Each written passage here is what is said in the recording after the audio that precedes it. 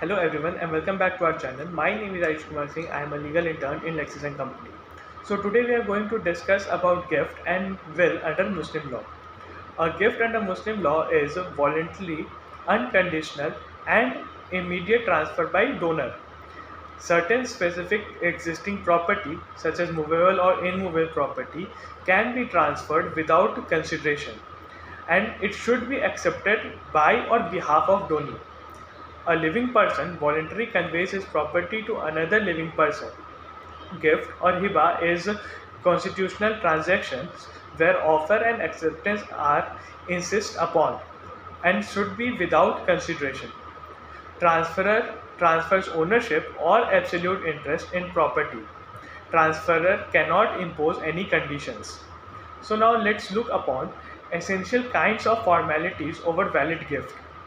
So, first one is who may be donor.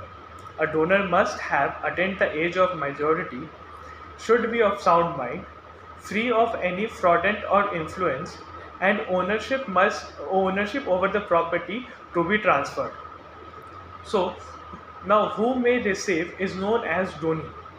A gift may be made in the favor of a Muslim, non-Muslim, higher or non-higher, minor, insane, or a juristic person, just for example, mosque. Any person capable of holding property may be doni of a gift. Sex, age, religion, or state of mind is no bar in the taking of gift.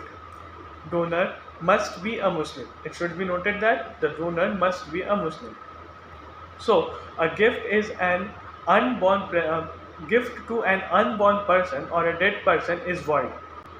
A child in mother's womb is competent doni provided it is born alive within 6 months from the date on which the gift was made. Gift to two or more doni should be accepted by any of them separately. Now let's look upon the property rights which may be gifted. The property must exist at the time of gift is made. Donor must process it.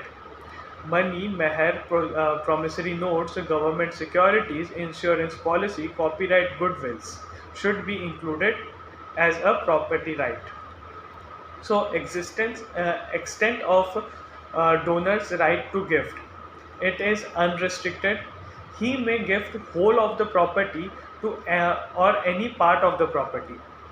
Exceptions are there, such like gift made during death, illness. There are basically three formalities and mode of gift. The first one is declaration by the donor, second acceptance by the donor, and lastly deliver of possession. So now moving on, void gift. Gift to an unborn person is a void gift. Gift to a dead person, contingent gift. Gift in future, and gift with a condition. These all, if there is any of these conditions, the gift will be void. Now, revocation of gift.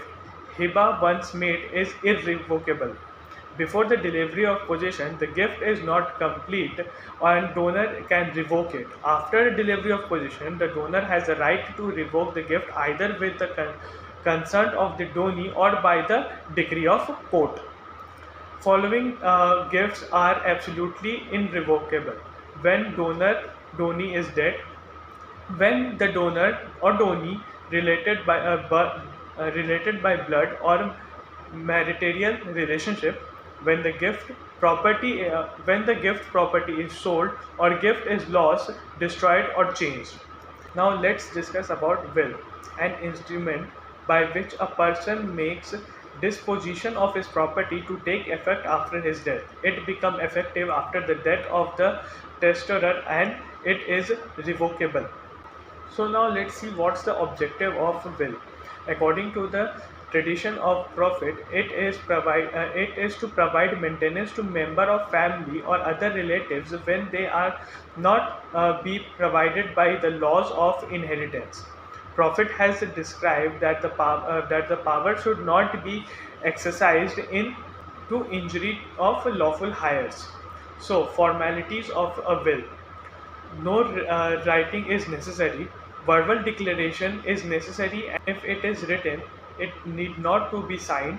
It does not require assistance. If it is assisted, there is no need to get it registered. So subject matter of a will. The testator must be owner of property. The property must be capable of being transferred. Property must be in existence, and any kind of property, movable or immovable, may be the subject of the will. So, lastly, a Muslim does not possess an unlimited power of making disposition by will. No Muslim can make a will of more than 1/3 of his net assets after payment of funeral charges and death, according to Shia and even Sunni law. In respect of the will of 1/3 or to an higher, the contest of the other hires in request in Sunni law, but not in Shia law. In the case of non-hire, that is a stranger, the contest of hire is not required. So I hope you find the video informative. So please like, share and subscribe.